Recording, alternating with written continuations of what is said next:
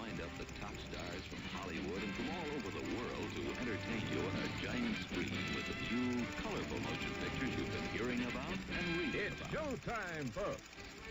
Enjoy the show. We're delighted to have you with us.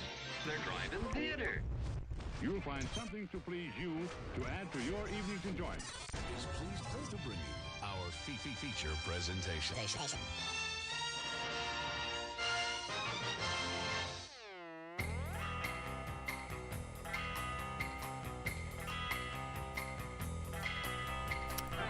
Good evening, everyone. What's going on? It is another Monday night. It is 8 o'clock Central Standard Time. It is February 16th, 2026, and you are tuned into the Drive-In Speaker Box podcast. I'm your host, Bo, the Boom Operator. I am Slick Doggy the Great. And we've got another show for you. We're going to be here for the next hour talking to you about movies and movie news. We're going to review some movies. We're going to talk about what's coming out in theaters this week. We're going to review movies that were out in theaters last week. We're going to give you box office totals. We're going to give you all kinds of... This is just an action-packed hour. So buckle up, hold on to your butts, pop in that Kenny Loggins tape, and let's roll with this show. It's going to be maybe not as exciting as all those things put together, but maybe close. Maybe. Yeah. Could be. You So know what? You go ahead. I was just going to say I saw some movies. Oh, okay. Well, yeah. I saw some movies this week in the theater. I saw two. So hilariously enough, I went and saw. Well, this is not the hilarious part. I went and saw Good Luck, Have Fun, Don't Die in the theaters because I told you I would, and I did. But then I also this is the goofy part is I bought a ticket for a AMC Cinema Unseen. Last night, and I was like, all right, cool. Yeah, I finally get to go to one of these. I'm going to go see a Cinema Unseen, rated R, unreleased movie. Heck yeah, let's go. Let's check it out. And I roll up to the theater, see, it's 6:58. Movie starts at 7. I got my thing to scan. I'm like, here we go. And the guy at the door is like, this is the wrong ticket, sir. And it's that one guy who takes his job very seriously. And I'm like, what are you talking about? I just bought it today. It's right here. It's just scan. He goes, that's the wrong ticket, sir. And I'm like, hey, man, I don't know what to tell you. I bought this ticket. And then finally he put it together and goes, this is for tomorrow, sir. And I go, oh. Well, I'm an idiot, and so obviously I Sure are, sir. I was, and the movie's actually playing right now, and I couldn't be there. But so I was there, and it was 7 o'clock, and I said, okay, well, I'm just gonna go see Iron Lung because it starts in 4 minutes. So I just bought it right there and walked in because A-list. It didn't cost me anything, and I had 50% off popcorn pass. So I just went up there, got a big old pop of popcorn, and watched Iron Lung. And I'm gonna tell you about Iron Lung tonight. And what about you, man? What did you see? I got caught up on a movie because there wasn't too many crazy options of new things. So I watched Dhurandhar, that Hindi movie that we were surprised by sticking around in the top 10 for like 5 or 6 weeks, which was crazy. So yeah, man, I got caught up on one that's still kind of out there, but was up top for a long time. But hey, you know what? If we were about to get into some movie news, since you said Kenny Loggins, I can't hold it in anymore. They said that Top Gun 3 is ahead of schedule. I'm stoked. Hey, remember this right now, because what happened with Top Gun 2? You had this same reaction beforehand, and then it turned out it was awesome. It was because I was stoked, and you were like, oh, it's going to be poop. And then turns out it wasn't poop. It was dope. It wasn't dope. Dude, it was so cool. It was good. It was good. Okay. It was good. Close your mind's eye to Glenn Powell being in the movie. Well, that's hard for me to do because you know I hate Glenn Powell. Remember that the rest of it was super awesome. But it's like, where do they go from there? That's true. I mean, that's the thing. Is space. Like, because I could kind of like put it together in my head. I'm like, yeah, I'm pretty sure we even made up what that plot would have been. I'm like, oh yeah, one last job scenario. We gotta get the old dog to teach these new dogs old tricks because old dogs new tricks doesn't work, but the new dog gets the trick. And if they all dog together, then they trick the bad guy or something. Well, right? That's kind of what happened, right? It turns out that Tom Cruise was still the most badass dude, and so he led the attack after training them. And then also he did the whole behind enemy lines thing, stole a plane from the first movie and still did super dope stuff. Yeah, I don't know, man. He's pretty good. Rad Brian in the comments is just like, I want to marry Glenn Powell. I'm like, no more. Can we, like, what's so? I mean, he's attractive. I get it. He's physically handsome. He's got like the tiny face, the squish up. He's like, I'm sexy or whatever. But he just is not. He's not star power, if you ask me. He just looks like Guy. He's like, go, oh man, we need to cast like a guy. Yeah. Well, and they're like, how about Glenn Powell? And they're like, yeah, he's pretty Guy. He was a butthead in Top Gun, though. But he's a butthead in a lot of movies. Yeah, like just because he looks Twisters. like a butthead. Yeah, Such a butthead. I don't know. Okay. Okay. All right. Glenn Powell, he's the butthead in Top Gun 2. And he's the butthead in Twisters. And he's the butthead in like you just cast a butthead guy and they go, it's Google butthead. Well, not butthead because that's going to give you Beavis and Butthead. But just like Google generic movie guy and it's Glenn Powell. Like that's pretty much what you got. Anyhow, Top Gun was sick. The next one might be really rad. Okay. So, if you say so. Dude, I said so last time and it worked out. So I'm going to stick to it this time. I'm going to stick to it. Holy shit. Wait a minute. I've been out of the news. Robert Duvall died? You didn't know? No, I've been out of the news. What the hell? Yeah, Robert Duvall died. And so I've been thinking all day about watching Secondhand Lions because that is my favorite Robert Duvall movie. And how did I True miss Grit? This? I want to watch Secondhand Lions and True Grit because he's the dude that John Wayne says, fill your hands, you son of a bitch. And then they charge on the field because he's Ned. He's old nasty Ned. I mean, I just heard the news. This is fresh to me. How did I miss this? I mean, he was like 173. He was 95. Which is about 173 in people years. Yeah, man. Well, that's sad. Robert Duvall was a cool dude. Well, dang. Okay, well, pour one out for old Robbie Duve. Oh yeah, dude, Open Range. I have Open Range on DVD at Robert home. Duvey. I'm gonna watch Open Range when I get home. Gone in 60 Seconds. Deep Impact, dude. I mean, come on. You got Sling Blade, Phenomenon. You got dude. I mean, he was in I think he was in just all of them. He would just be like, hey, Robert Duvall, we need a guy. And he's like, sure, I'll do Days of Thunder.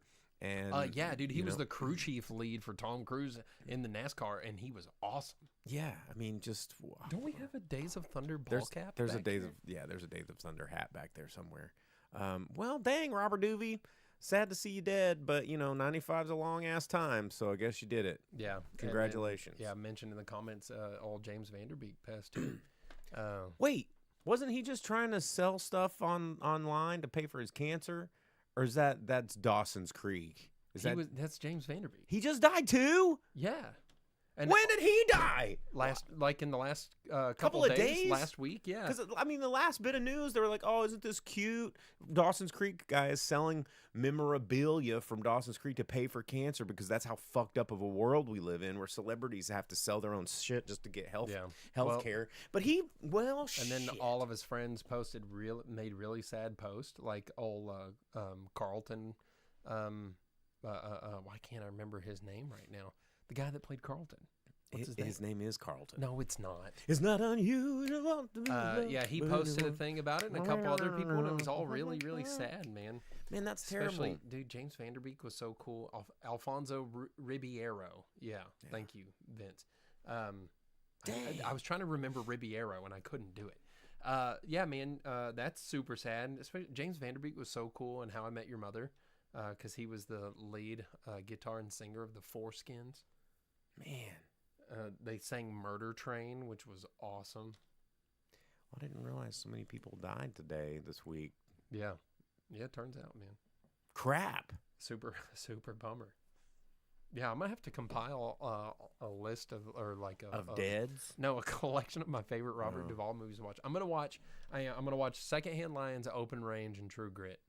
Yeah, I'm going to do that. Wow. All right. Well, James Vanderbeek, Robert Duvall. He was only half of Robert Duvall's age. I know. He only made it almost to 48. exactly half. Yeah. Man, that's tough. Rad Brad on Twitch says Robero? colorectal cancer. Everyone should do a Cologuard test. It's affecting younger population now more than ever. Clearly, 48. Like that's yeah, man. Dang. Cancer's for real, y'all. It's in all our stuff. Ribeiro. I heard. Are you him, still trying to pronounce Alfonso? Carlson? No, well, Carlson's the name? dude, he Carlson? hosts shows on Game Show Network, and he's like, I'm Alfonso Ribeiro. So, Or he's just Carlton. yeah, all right, it don't matter. It's Carlton, guys. We know. We Hey, know who it is. Talking of TV shows that they brought back after its time and did a really bad job of it, there's another Charlie's Angels reboot movie from Sony. Why? Inexplicable. And Okay, hot take. The first Charlie's Angels movie aged pretty well. the one with Lucy Liu Yeah. and Drew Barrymore. Yeah. Did it aged age well okay. because Tom Green was really funny in it, Well, it aged well because, like, or because Bill Murray was a terrible Bosley? well, yeah, it just aged well because it was just a weird ass movie. And Because I think Sam Rockwell was in it too, maybe. That was the bad guy. Yeah. You're right. And Also, Back to the Future dude, Back to the Future dude. the dad. Yeah. Oh, he's always really weird. Crispin Glover. Yeah, Crispin Glover was there. You had Drew Barrymore doing CGI kung fu. Yeah, at the time, I was like, this movie's a pile of garbage. But, like, revisiting it in the 2020s, I was like, wait a minute. This, and again, it goes back to something that we say a lot on here, is like new content, now that it's fucking called content even, I think it proves my point. It's just so throwaway and so forgettable and so whatever that it's garbage. And you go back to some of the stuff that we were looking at as garbage because we were comparing it to masterpieces, and we're like, oh, this is shit. But then fast forward 20 years, and you go, we just eat so much shit every day and see it every day that the stuff that we thought was shit was actually not bad. Yeah. Well, so even more inexplicable about this next Charlie's Angels reboot is that Sony has decided that they're going to keep it in continuity with the Kristen Stewart Charlie's Angels. Yeah, it's supposed to take place 7 years after the story of that one. So they're keeping that one. So if you want the broader Charlie's Angels universe, I don't want anything with Kristen Stewart. well, it's the prequel now. It's the prequel to the upcoming sequel. Why not? And hear me out on this. I really liked Charlie's Angels as a kid, right? I thought that TV show was awesome because they would they would solve some mystery, they would beat some turd up that was just like some real butthole guy, and then they would be like, "Oh, angels," and they'd be like, "Oh, Charlie," and then it was super sick TV, right? Why not just upscale that and release it for people to watch, like on Blu-ray or streaming or something? Just have an upscaled Charlie's Angels and don't touch it. Don't touch it. Don't touch it. Just re-release it. Leave it alone. Yeah, just I mean, look at all the movies that are making original like Charlie's Angels is really millions good, of dollars, and the with just a movies are not. re-release. Yeah, They could just do it. I mean, look at what Lord of the Rings, millions of dollars re-release, like all the just put it back. dude. Just put it back. There's so many tools now too. All these AI tools that can do a lot of that upscaling and stuff.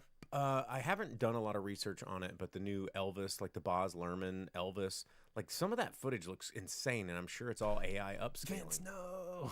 I'm gonna Google it. So yeah, Yeah, well, so and the AI upscale thing is not like the AI generative art. The AI upscaling is a tool, but you still have to go in and help it and do things. But it can do a lot of the things, so it doesn't take you 7 years to get through an hour of TV. There's a lot of people that have upscaled and made better Dragon Ball Z episodes that have released them, and they're What really, about? really good. Can we finally get an upscaled Deep Space Nine? Oh my God! Remember in the documentary, What We Left Behind? And there was like, and they were here's like 8 minutes. Of, not even 8. Yeah, they're like, hey, these scenes we turned into 4K what you think about them? And I was like, I need It it. honestly, it was really awesome. It was so good. I was like, oh my god, I would in a heartbeat rewatch all of Deep Space Nine if they upscaled that. Oh and my I don't gosh. really I don't approve of upscaling everything, but some of the stuff on TV that they just didn't. It wasn't in any sort of good format anyway. I think that it has a place for it. You Well, know? it's like they put it on TV, and then when they saved all the stuff, they didn't Get the original save it. film stock. Yeah, they just saved it at whatever they exported it at the time, and they're like, yeah, here's your 480. And it's like, get that out of here, bro. I want the scan the 4K. film. Yeah, give it to me because, dude, the DS9 stuff looks great. It looks great. Yeah. Also, other things that don't need sequels. Mummy 4 got its official release date. Yeah, We're gonna have it in 2+ years, so its release date's expected in 2028. we're seeing another Blumhouse Mummy movie coming out this year, and then Mummy 4 is coming out. I have mixed feelings about the Mummy 4 because the Mummy I think is one of the greatest movies ever made. Absolutely love the Brendan Fraser Mummy. I think it's a perfect action adventure film. It's so good. I don't care what anybody in the comments is about to say, because whatever it is, it's incorrect unless it's in agreement. But yeah, That's true. Mummy with Brendan Fraser is like nearly a perfect film. it's fantastic. You know, Yeah. it's you can't watch it and be like, I don't like it. you know, like this is dumb or boring or I'm not having a good time. Like, yeah, it's a delicious it cast. is a delicious cast. But I just don't know if we really need a fourth one. You know? Yeah, I mean, you didn't just need let the it third be. one. Yeah, we didn't need the third one. That was the one with like Jet Li and Yetis, right? Yeah. Yeah, we didn't need that one. Mummy 2 was really good, and everyone was able to look past the whole CGI Scorpion King thing because the rest of the Just movie was so just good. so fun. And those like little tiny guys that attacked him were like fun. Everything up to Scorpion King was really, really good. Yeah. So everyone's like, yeah, whatever. I don't. Let's they put can look them. at- yeah. Let's throw some Yetis in there. Yeah, but Mistake. definitely don't need a Mummy 4. But you know what? We're still in the. I feel like we're still in the Renaissance. Why are we like? Why are mummies becoming cool again? Not that I'm mad at it. I love a good Universal horror movie like monster resurgence, but it feels like we got a whole bunch. Like Dracula's coming back right now, Dude, and then Mummy, and then upscale my Mummy. Frankenstein is coming back. Where's the wolf? Yeah, Dude, upscale some Mummy. Give me my Mummy in 4K. That's what I want. I'm gonna petition Disney to give me my Mummy in 4K. That movie's awesome. You know what I'm talking about? I do know what you're talking about. Yeah. Awesome's not the word I'd use. Dude, but it's a kid and his mummy buddy. Yeah. Well, what about like? I think Monster Squad in an upscale would be pretty cool. No one needs Wolfman Nards in 4K, dog. I mean, but the creature effects in Monster Squad, super, super cool. And that movie was lost for so long and only got like popular again because of the internet. And I remember, yeah, you know, there was a time where we used to like sound really cool by like knowing all of the stuff I that guess no one else knew. Yeah. And then the internet was just like, no, it's all here. Everybody can. And now there's blogs all over the place. Everybody knows all this like weird old stuff. And now we just sound like every other run of the mill like mustachioed white guys being like, have you ever heard of this nerdy movie? And they're like, yeah, dude, I watched it on YouTube yesterday. I miss being relevant. Hey, homie, I've had my mustache for 27 years, so I can't no one take that away from me. And I've been watching movies for much, much longer than that. Hey, you know what? Speaking of dudes with mustaches that the internet absolutely adores, if you missed the Keanu Reeves being a clueless angel movie, Good Fortune, which I watched and reviewed on the show. That's right. We both talked about it. It's out there available streaming right now. I think it's on Apple TV, maybe. Oh, okay. Yeah, but it came out on Valentine's. Just to refresh. Stars. It's on Stars. It was a very tone deaf movie, but it wasn't like bad. It was just tone deaf. Yeah, it's 100%. Yeah. Keanu Reeves is really good in it. Yeah. And the so is rest Aziz of it- Ansari. I mean, say what you will about that guy. I think he's funny. He was part of the tone deaf portion of it. Well, no, they were all tone deaf. Of like, we're super rich people trying to tell you what it's like to be poor. Yeah. But he's still funny. We heard you're struggling out here and having a hard time. We can pretend like that too. Look, we're actors. Yeah. more things that no one needs more of. I feel bad saying it, but we've already said it a couple times on the show before. More Jason Momoa coming at you, taking on franchises he don't belong in. Who's always me? Wow, And he's- Momoa, cigarette. And he's hired to do exactly that. He's been named the lead in a Helldivers game to movie, so he's going to be in the Helldivers movie as the lead. So that whole like Jack Black thing cigar, being in Minecraft just rubbed off on him. So now he's going to be in a video game movie that he has no business being in. Because as far as I can tell, there's no Helldivers that just show up jacked as hell, screaming about like being Aquaman surfing on parademons. Let's crush some beers and jump out for high things. Wow, yeah, party. Yeah. Like Jason Momoa now reminds me of somebody in the comments will know because I know you didn't watch Adventure Time, but like Party Wolf.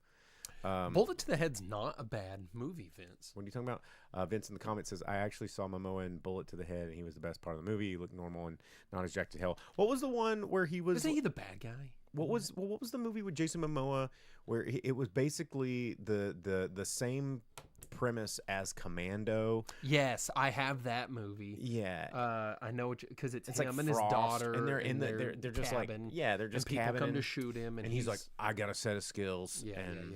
That's not a bad movie either, but that's because he's not yelling a lot in that movie. Yeah, he's just shutting the hell up. He's doing the action thing. He's throwing not doing axes the at people. Momoa thing. Maybe that's why I like him in the Conan movie that he did. He just because didn't say much. Yeah, he's just like action guy, not Yeah. Jason Momoa. He's playing King a of character. Samaria. He's playing a Oh, the character. Wrecking Crew. No, the Ew. Wrecking Crew. He played himself. That was what I told you guys about. Well, just it's that always tragic when he's not a character. when a he's him. celebrity becomes a brand.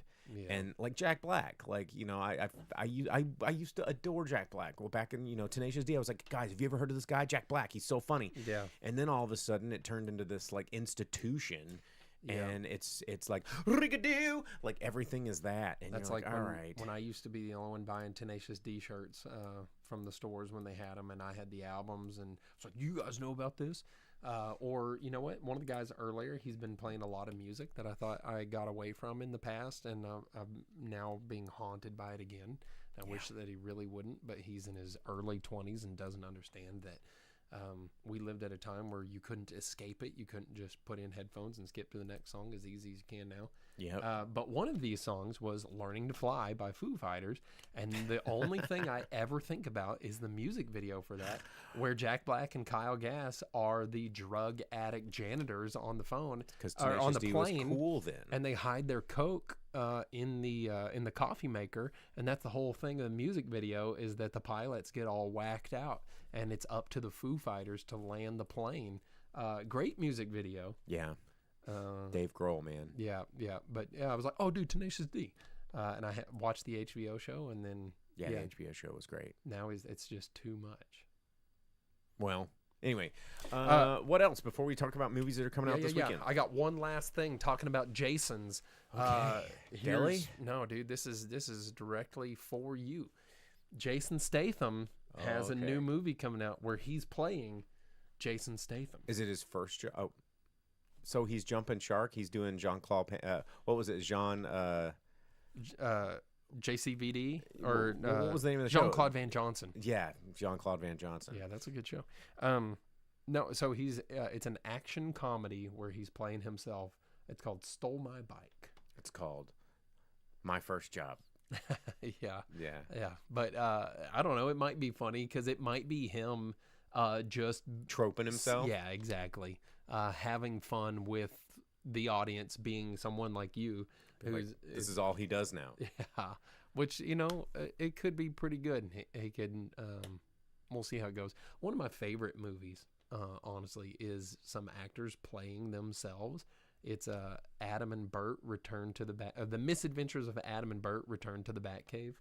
I don't think I've ever seen that. It was a made-for-TV movie about it was a biopic about the making of the Batman 60 show, but it was framed with Adam West and Burt Ward as old men reliving memories talking about Batman because someone stole the Batmobile from a charity event and they have to go find it, and it turns out it was Frank Gorshin and the characters from the Julie show. Newmar. Yeah, Frank Gorshin and Julie Newmar stole the Batmobile or whatever, and Adam and Burt have to go stop them, but they're playing themselves and making fun of themselves. Meanwhile, you go to the past and there's Meanwhile, on the other side of Gotham, but it has them making fun of themselves and then other actors playing them in the past. So it's a really good biopic, but it's framed with those guys playing themselves and making fun of themselves. It's really, really good. So yeah, something like that where Jason Statham's like, I get it, I'm a meme, let's have fun with it. It could be pretty good. one last job. Yeah, exactly. So All right. Well, yeah, and it's being directed by Stahelski. Oh, okay. Well, check that out. All right. Well, what's coming out this week? There are stuff. There's stuff coming out that's it's in the theater. February 20th, 2026. Dropping some new releases. Nothing really big coming out. I mean, there's some smaller stuff. The probably only 2 that we're going to get in wide release because we've still got Wuthering Heights. We've got some other things that are out in the theaters. We got Goat, Crime 101 are all in theaters right now. But the 2 that are coming out is I Can Only Imagine 2, which I can't really imagine why this is a thing, but Dennis Quaid, written by Brent McCorkle. It's Bart Millard, the lead singer of Mercy Me, faces a personal crisis at the peak of his success. As his world unravels, he struggles with his belief in inner demons while seeking a path through adversity. Okay, yeah, yep, because we needed another I Can Only Imagine, so that's coming out. Also coming out with Glenn Powell. There's your boy. Yay. And Margaret Qualley, who also seems to be like she's in everything. Dog. Topher Grace, Ed Harris. Yeah, Ed Harris. Yeah, we got the dudes. We got all the people. It is How to Make a Killing. It looks like Glenn Powell doing Glenn Powell things. It's Glenn Powell disowned at birth by his obscenely wealthy family. He's now a blue-collar guy. He's stopping at nothing to reclaim his inheritance, no matter how many relatives stand in his way. So it's like that movie that has the sequel where the lady marries into the family and all the people try to kill her or whatever. The rich people hunt her. Oh, Ready or Not. Yeah. Which they're making a sequel to that, too. Yeah, they already did. It's due out. If it hasn't. It's like Ready or Not and Fackham Hall put together. A little bit. That's what that sounds like. But yeah, 28 billion inheritance, 7 relatives standing in the way. It's Glenn Powell, man. It's hard for me to get excited about this. Rad Brian. Even with Topher Big Grace. yawn. Yeah, that is a big yawn. I just can't. I can't see myself having any sort of like drive to want to see this movie. But I will say there is a kind of an indie horror movie that's coming out that has Malcolm McDowell in it, which is always funny to see because he's still out there making movies. But it is called Psycho Killer. Because Malcolm McDowell, you're like, I need someone creepy with like a very recognizable voice. And you're like, yep, Malcolm McDowell. But it's from the writers of 7 and 8mm, and the producers of Barbarian and Web, and one of the producers from Weapons. So it's I've seen the trailers a couple times. It looks like indie slasher horror. It's about a police officer tracking this killer who, after her, it's like a highway patrolman becomes one of the victims. They're running around, and it's a dude in a mask with an axe. Like, I mean, that's really what it is. It's a dude in a mask with an axe. And they're trying to sell it up from, the writer of 7 and 8mm, which are both arguably pretty good horror movies. But you would think that the writer of those two movies would have something with a little bit more hype behind it than this one. But some of the trailers look pretty wild. So I don't know. Is 7 a horror movie? What's in the box? Thriller movie. Well, it's a crime horror thriller. Okay, like that's fair. I mean, some of those are pretty brutal scenes. Yeah, But what's in the box? What's That's in the true. box? You already know what's in the box. You know, we all knew what was in the box. We all knew. But yeah, Psycho Killer coming out. This should have been like a bunt cake. A bunt cake? Yeah, he just opened it. He's like, oh, what's in the box? A cake? Okay. Okay. But then there's another movie with Kit Harington, who you don't see him very often, and Sophie Turner. It's probably not going to get wide release, but it's called The Dreadful. Dude, hombre, if I had Game of Thrones dollars and married into someone that had like owned a castle or whatever, I wouldn't work either, dog. Yeah, just stay up there, being a lord, swinging a sword around, growing the curly hair. Yeah, I would just show up every once in a while and do like a movie and be like, oh, all right. And I'm out. Yeah. I need another paycheck. I need to buy another castle. But it if you haven't seen the trailer, it follows Anne and her mother-in-law who live in this harsh life in the outskirts of society. But when a man from their past, Kit Harington, returns, he will set off a sequence of events that becomes a turning point for Anne. The Dreadful. So yeah, it's just like it's two alums of Game of Thrones just doing more me lord, me lady. Yeah, Man, I'm going to tell you something. Period films are fun. they are fun. I do like them. But yeah, that's it. That's all that's coming out in theaters this weekend. So not a whole lot of pickings to be had. But if you haven't seen some of the movies that are out in theaters right now, go check them out. Vince over on Twitch just commented and said, I was just looking up intel on Glenn Powell. At one time, he dated Sydney Sweeney. Can you possibly imagine a more awful couple? And just generic. Just like if someone were to sketch like a sketch article, like, yeah, it's like kind of like a hot dude. And they're like, and like, like this babe with like a blonde babe. What and if like, his, okay, got it. What if his like squinty eyes was on her like dead face, and that was their kid? And it was just like, Just yeah. It would look like the Wingardium Leviosa. It would look like those characters brought to life. Like something Synthetic vanilla. Yeah. Dude, 100%. Yeah, it's true. Well, anyway, there you go. Well, let's. When did the show become us just being turds? It should be that more often. We're definitely funnier that way. Okay, well let's start reviewing some movies because I've got a couple that I want to talk about. Iron Lung, I'm not going to spend too much time talking about because it's been out for a little bit. But of course, this is the Markiplier film, which he wrote, directed, and starred in, which was kind of commendable.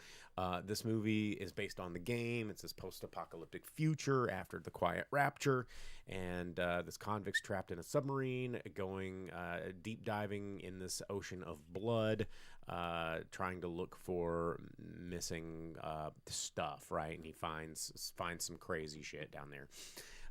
This movie is a slow burn for sure. I wanted to see this movie, and I was kind of fascinated with this movie because this guy is a YouTuber, right? If you don't know who he is, he's one of the highest paid YouTubers like ever. And he was like, well, I want to make this movie. And he couldn't get a studio to kind of like get on it. And he's like, well, why do I need a studio? I'm just going to do it. And it's kind of the first time that a big budgeted movie like this has been like self-written, directed, starred in, and hit theaters. So it kind of is disrupting a little bit of the industry in terms of how this movie got made. It's just a very weird movie, and I'm not familiar with the game whatsoever. It's only slightly familiar with The Quiet Rapture, and I'm not gonna lie, I fell asleep for like 10 minutes in the first act of the movie because it's like quiet. It's just Markiplier running around in a submarine. My biggest complaints to this movie is it felt very much like a video game with like the cutscenes and dialogue coming in and him like going, boom, I found this thing that will allow me to unlock this thing that will allow me to and now I found a scrap of paper, and if I move it over here, then that'll give me a password that'll unlock a deal. And it just like felt very video gamey. And I think maybe it's because it was just a single man act, sort of, and you feel like it was a procedural game instead of like a movie where things happen and they uncover themselves and it feels like a natural storyline. It felt very much like I'm playing Myst. And so that was kind of jarring, and it's just like a really weird story, and it's hard to follow, and there's not much to really pick apart other than it gets really, really strange. And then the third act is really wild. And Rad Brian over in Twitch coming in with hot comments, sounds like Die Hard. No, because there's lots of other people in the movie that guide the narrative. This is very different because he's like finding items for his inventory, you know, and just like restarting back at the beginning and then like starting over and like going, oh, if I push this button to light up the deal, then I can get further over here to find a light, and then I got farther enough that I found this and I can come back. It just makes me really want to play that Die Hard arcade game. The one that wasn't Die Hard cube one. Yeah, and then they reskinned it as Die Hard and made it the Die Hard arcade game. And it had the quick time events where you like punch the hell out of people and then like flip. It was pretty fun. It was fun. Vince on Twitch said, "I thought it was like Inner Space. Guess I heard wrong. No, it's you know it's people blood. It's like after the the rapture, Bible stuff." And they're sinking down, and there's like this weird creature that like connects him with his past, and I mean it's really trippy. The third act was actually pretty cool, but the first act was just really, really slow. Very interesting. Claustrophobic movies are really hard to make engaging. You think about. I was actually trying to make a list of movies that were just a person in a small tight space, and there's not a whole lot of them, and the ones that are, some of them are really, really good. But it's a very challenging thing to do, and in that respect, I think this movie is a success because it's very, very hard to have a one person act for an hour and 45 minutes in one set, just like being engaging. That was the one thing I've heard negative about the film is just the runtime's too long for what it is. Yeah, it's a little long. It could have been a lot shorter. It could have been a great hour, I think. Everyone else is like, yeah, you could fault it for this, but I'm not gonna, because overall it worked and it was enjoyable and whatever. Yeah. So like the little things, you're just like, whatever, it doesn't matter, because all movies are gonna have like little things, and like the one thing is just it ran a little long. And technically speaking, it was impressive. But would I recommend this to people? No. Would I go see it again? Probably not. But if you're into something that you want to see a movie to kind of watch and be fascinated that the movie exists, then it's definitely worth a watch, because it's interesting to see how this movie came. But yes, it's not a 2-hour movie plot, and that's why, like I said, I fell asleep in the first act. It was a little bit tough. So Iron Lung, it's in theaters right now. You can check it out. But go ahead. Oh yeah, no, I was gonna say, you want me to run through my old movie real quick too? Yeah, if you want to jump into that and give me a little breath here. Yeah. So I got caught up on a little bit of an older movie too. I watched the Dhurandhar, which is now the highest grossing Hindi movie of all time ever, which is crazy. Especially when you watch it. This is more than 3 hours long, by the way. So it is a return to form. Vince, you said everything's 2 hours now. A lot of these Indian movies had stopped being forever long, but this one is forever long. But it being the highest grossing Hindi movie ever, I think, is something because it resonates a lot with their culture and politics and things like that. And it was not something that me as a American really understood a lot of. So there was a lot of things where I did not know what was going on, because you need to. It starts off in the 90s. It has like a Palestinian terrorist attack on Indian peoples and things like that. This like Muslim terrorist from Pakistan doing like these things, and then this one dude in the government who's kind of like their CIA guy or FBI guy or whoever, like the lead of that. He has to negotiate these hostage releases. He's like, hey, this is becoming a problem. Here's how we can fix it. I have a plan lined out. And everyone's like, no. And they blow him off. And so it skips a couple years, and there's more attacks. And they're finally like, hey, yeah, this isn't sustainable. We can't do this. We can't just keep getting attacked. We should have listened to you. And they're like, okay, let's put the most extreme plan you have into motion. He's like, dude, it's about time, but it's going to be really hard because you waited too long, and now it's all bungled. And then that turns out to be that they sneak this dude, this like raw agent or whatever, into these gangs in Pakistan and have him build up in this underworld that eventually reaches to the people that fund the terrorists, because he gets involved in like the gangs, which get involved in Pakistani politics and all that, to protect India. And it's really just a extremely brutal like gang murder movie because it has all of these people. Like the first couple things you see are like people just having their throats sawed open, Fun. and then people having their heads beaten in and their eyeballs like busting and brains coming out, and it just keeps that up for a really, really long time. One guy gets For 3 whole hours? yeah, kind of. One guy gets put inside of like a giant pressure cooker in this restaurant where they're making like this soup. They just like toss him in and shut the lid and That just sounds like street cooking in India. turn up the heat. Man, it's just it is a very brutal, gory movie, but it is set in real history. It reminds you several times, like, hey, by the way, these are facts and this is real stuff that happened. There's a dance number or two in the middle, which for like the first hour and a half, maybe 2 hours, there's no singing and dancing. There's none of that. It's like, look at these brutal acts and this gore and people having their heads like literally sawn off in front of you, or their brains bashed in on like a non-stand in the middle of the road. Here's a guy dancing, right? So yeah, it's out there. It's not a bad movie, but there's a lot going on in it, and it's global politics. Is it still playing in theaters around here? Or? No. I caught it at home, but it was. I think it's still in theaters somewhere. It was very recently, but yeah, man, I don't know really what to say about it. But it's not as fun as the other movies with raw agents like Pathan and Tiger and all of those movies. If you're going in expecting like a super cool, like fun movie like those, You ain't getting it. this ain't it, man. Right on. Yeah. So Well, cool. Well, that's out there streaming. Where'd you watch it? straight to Yale. I don't remember if it was Netflix or Amazon or One of them. Well, Somewhere. probably Amazon, Yeah. I would say. Well, I got to check out Good Luck, Have Fun, Don't Die in theaters this weekend. It came out this past weekend. It's from director Gore Verbinski. We talked about it a little bit last week in our preparation to, get ready to talk about it and see it. But Gore Verbinski, I was kind of excited about this movie for many reasons, but most notably because Sam Rockwell and post-apocalyptic weird future sci-fi. I mean, it like checks a lot of boxes for me. And I have to say, I really enjoyed it. This movie, the short review is, hell yeah, go see this movie. It's a lot of fun. It's very weird. It's very visual. It does have some plot inconsistencies. how many times does Sam Rockwell dance in this movie? Only one.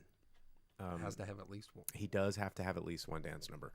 But this movie, of course, Sam Rockwell plays this man from the future who arrives at this diner in L.A. and he is trying to recruit this exact combination of people that are eating dinner there to join him on this like one-night quest that they have to save the world from this threat of artificial intelligence. And so I think that this movie comes out at a very, very important moment in all of us, in our lives, because I think in our lifetime we are going to see some really, really very disruptive technology coming from AI.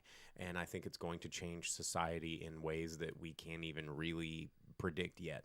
And science fiction has been telling us for a long time what's going to happen. And I tend to lean towards what science fiction says because most of the time they're right. And this, most of the time they're right. And this movie, it's told in a series of vignettes of the different people that he pulls into his group, which I also really like. I love sort of these sort of, here's the group, here's what's going on, and boom, 3 days later, here's a little backstory of what this character's bringing to the table without having to do all of this sort of like, movies have a really hard time now with exposition, and they like to, what was it? I think it was Matt Damon was on in an interview talking about how Netflix and these people produce movies, Mm-hmm. and they go, "Hey, we like what you're doing here, but we need you to have the main character say what the plot is at least 4 times during the movie, and like say like, well, it's a good thing we're here finding this particular item to make sure that we save the world from this thing."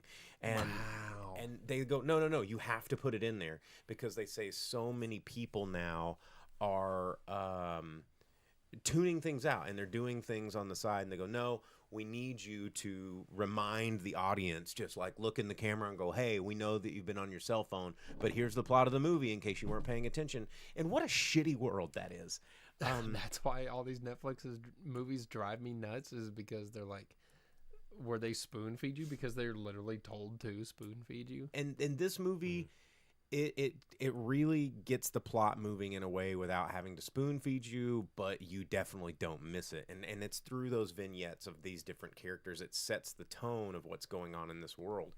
And so, it doesn't tell you in the trailer, but in this world, it's not just this 12 Monkeys guy coming in to stop it's like 12 Monkeys meets Terminator. And they even know it. They acknowledge some of these references a little bit. But what happens is it fills you in that this world is already a little bit more advanced than ours. And like kids are buried in their cell phones and to a way that's almost hypnotic. And you got a thought? I'm getting really tickled about the idea of 12 Monkeys and Terminator coming together, because now I'm thinking of Kyle being sent back in time, but he like gives Sarah Connor like future syphilis, and he's like, oh, sorry. Like, that's because 12 Monkeys is like, let's stop the disease, and then Terminator is like, oops, I banged your mom. Oops, I banged his mom and made my best buddy in the future. And I don't want to spoil anything. So if he comes back and he like brings future STIs with him, then so one of the questions in the comments was, did this deserve a 2 hour and 15-minute runtime? I could have watched more. It was really fun. This movie, it looks like Zimmerhammer saw it as well. It doesn't take itself very, very seriously, but it's handling very, very serious subject matter. And yes, it has very, very good comments on society, the way that we adopt technology now, the way it's starting to warp our minds and change things for better or for worse. I mean, he comes in on this big diatribe, like talking about how we're all like, everybody in the restaurant's on their phones, no one's paying attention to anything. And he's like, this is how it starts. This is how it kills you.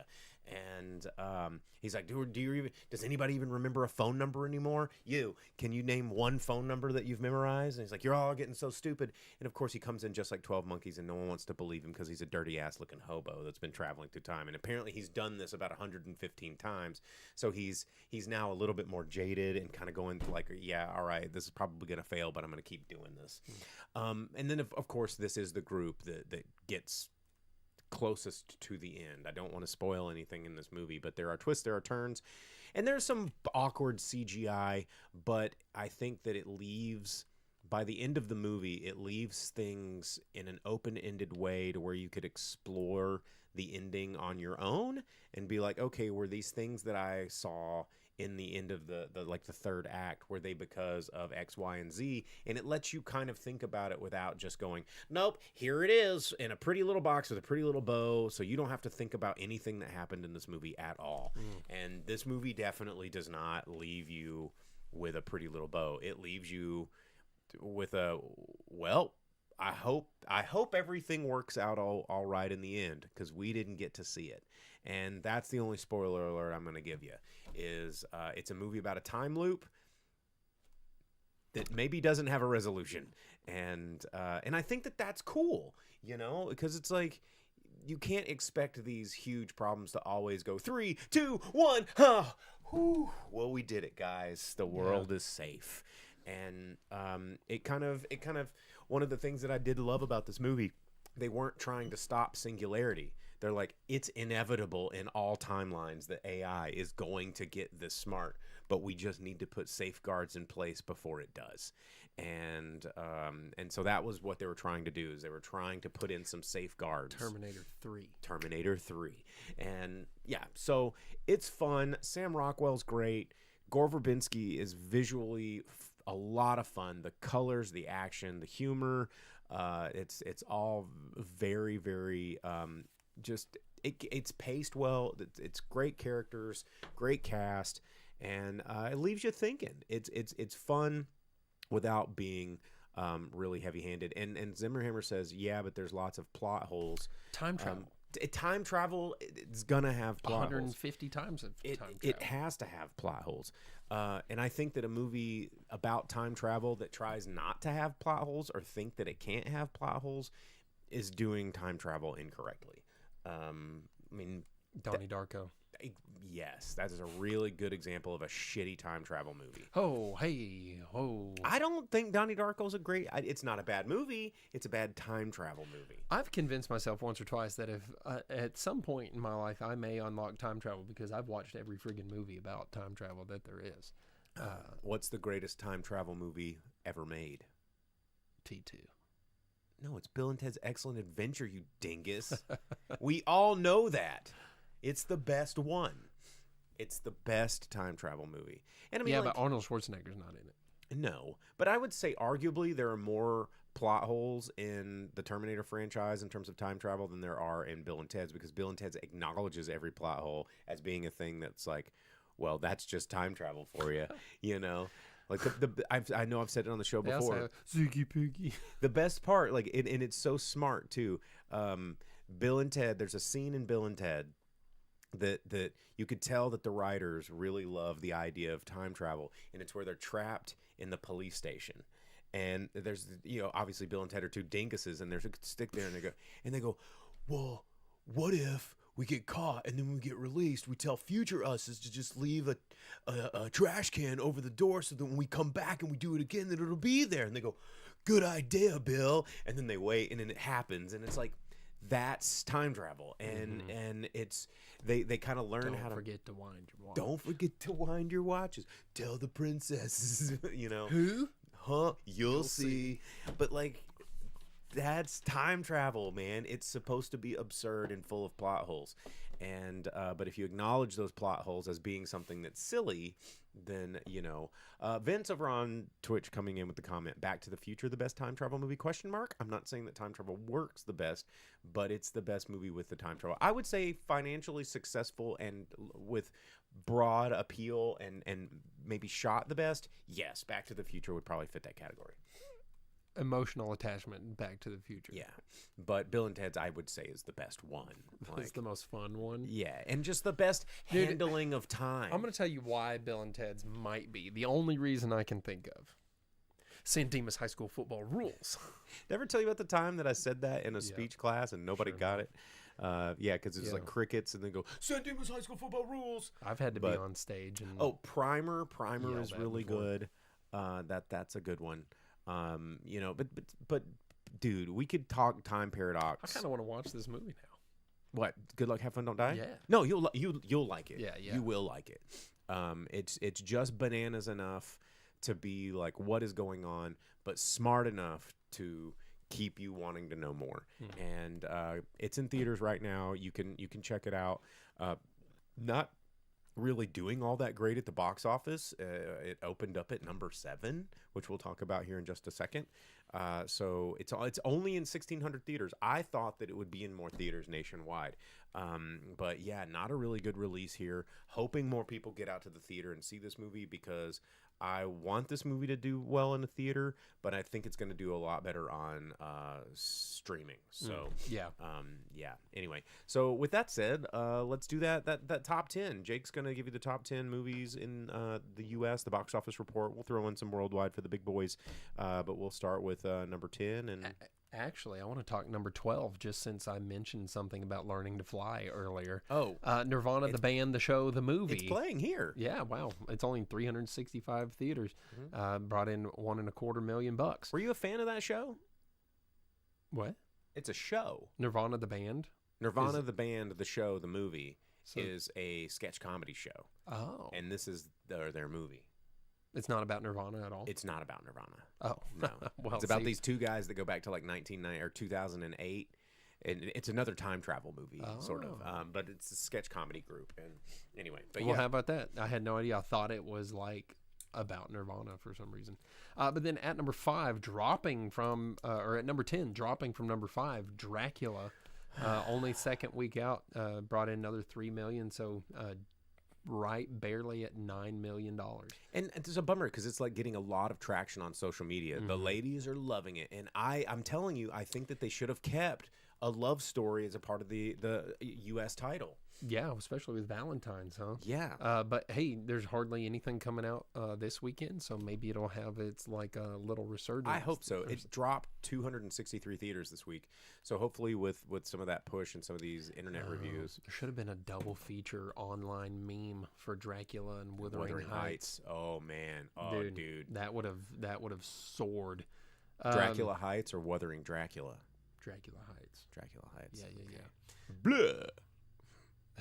Mina, come with me to the bar. Let's roll in the hay. Dracuthering Heights. Oh man, that would have been Margot Robbie's like second big meme dual combo movie. Oh man, that would have been great. Oh yeah, they should have just done that. Man, hire me for marketing, yo.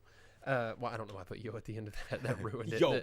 That ruined all my. I'm hip and young and can talk to the Gen Zs. Yeah. Bussin'. Yeah. Hey, yeah. Do that. And then at number 9, dropping from the number 3 spot, but still very impressive. And it's third week out from Markiplier, the Markiplier Iron Lung movie, $3.3 million. It's made $34 million. I know. Dang. He done did it to him. I saw that he like tenfolded his budget week 1. So just out there crushing it. That's awesome. And then holding the number 8 spot, Avatar, Fire and Ash. They are talking about 3 and 4 and how they're going to make them ridiculously realistic looking already. Brought in another $3.4 million, and it's 9th week out. Jesus, $396.2 million. Another $1 billion worldwide, so just under $1.5 billion. Ain't gonna touch them Zootopia numbers though. I'm surprised that at this point, because you know how obsessed with technology that he is, that they're like, yeah, the next one's just gonna be completely AI generated because we're gonna use this new technology to just make it for us and see what happens. Oh, Vince pointed out something. The Nirvana, the band, the show, the movie is Nirvana with two N's. So it's Nirvana the band.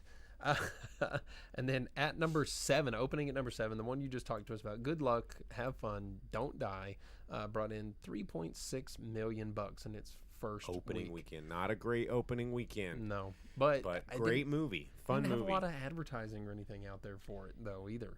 Yeah, its advertising push has been a little on the weak side. Yeah, and just like the other $1 billion+ movie, holding its spot at number 6. And it's 12th week out. That's Zootopia 2, also from Disney. Disney's out here with $2 billion+ movies in the movie theater. Brought in another $3.7 million, bringing up to 419 some odd million in the U.S. Another 1.4 billion elsewhere in the world. So it's at 1.8 billion bucks for Zootopia 2. That is crazy. And then at number 5, Solo Mio, the Kevin James movie that just jumped out there and made money somehow. $6.5 million for a man that gets left behind at the altar in a foreign country. Brought to you by Angel Studios. Because he probably wanders into a church and and marries Jesus. Becomes a monk or something. Yeah, it's brought in $17 million. So okay, how about it? And then at number 4, losing the top spot, Send Help. Third week out. Dang, also from Disney. $8.8 million brought in by that one. 47.7 so far. Another $24 million elsewhere. So it's sitting at 73.5. And I talked about this last week. Yes. Yeah. You definitely did talk about it. Because the question was, did I talk about this? And I was like, I really don't remember you talking about it at all. I did. You definitely did last week. And then opening at the number 3 spot, Crime 101, the new Chris Hemsworth movie where he's That's doing on Amazon. MGM. Oh, well, how about it? So you'll be able to watch it at home in a week or two. 14.25 million brought in by that one. And then opening at the number 2 spot, Goat. CGI animals doing people things, which includes B-Ball. 27.2 million bucks for that one. And there's all the articles about its hidden meanings for people, and who cares? Its hidden meanings are greatest of all time, spelled out as goat, and he's a goat. Get it? And even though he's smaller and weaker and dumber than everyone else, he has heart. So somehow hooves can handle a basketball if you got a heart. And then at number 1, Wuthering Heights brought in $32.8 million. 32.8 sweaty Lady Gooner dollars. And another 45 million elsewhere. So it's a little over 80 million bucks. I have seen a lot of like Lady social Gooners? media, Lady Gooners. Yeah. It's been Gooning's not just for the boys anymore. That's right. Wuthering Heights. See, Goonettes. hire me for marketing. Hire me to Attention, market. goons and goonettes. Do we have a movie for you? Wet seat to beat. Yeah. Yep. So yeah, there it is. Wuthering Heights. It's out there. Okay, well, that's your box office report. That's it. That's our show. We're done with it. We're Lady Gooner. Lady Gooner. lick a lady. Wait, whoa, what? Yeah. Jeez. So Dude, Silence of Vince the coming in with the Fathom events. They've got Ben-Hur, Silence of the Lambs, Fried Green Tomatoes, Birdcage, Ocean's 11, Citizen Kane, Fifth Element, Willy Wonka, Gone with the Wind, V for Vendetta, Beautiful Mind, Maltese Falcon, and It's a Wonderful Life. It's a lot of stuff. Ooh, I will totally go watch It's a Wonderful Life in the movie theater. Yeah, it'll be good. But don't forget to like and subscribe wherever you want to do it. We do this live every week, Mondays on Facebook Live, Twitch, and YouTube. We do Twitch a little early for those of you that want to come and just shoot those biz with us. If you don't want to watch the thing, if you don't want to comment, you just want to listen to this on the go, download this wherever it is you download your podcast. Just search for the Drive-In Speaker Box Podcast. And if you want to get in our Discord where we chat about stuff and post links and movie reviews and all this stuff all throughout the week, you can find out what Vince thinks about a whole lot of movies over on our Discord. All that stuff and more is on our link tree at thedriveinspeakerbox.com. And with that, we're done. All done. All right. Spoiler, Vince hates Goonies. Bye.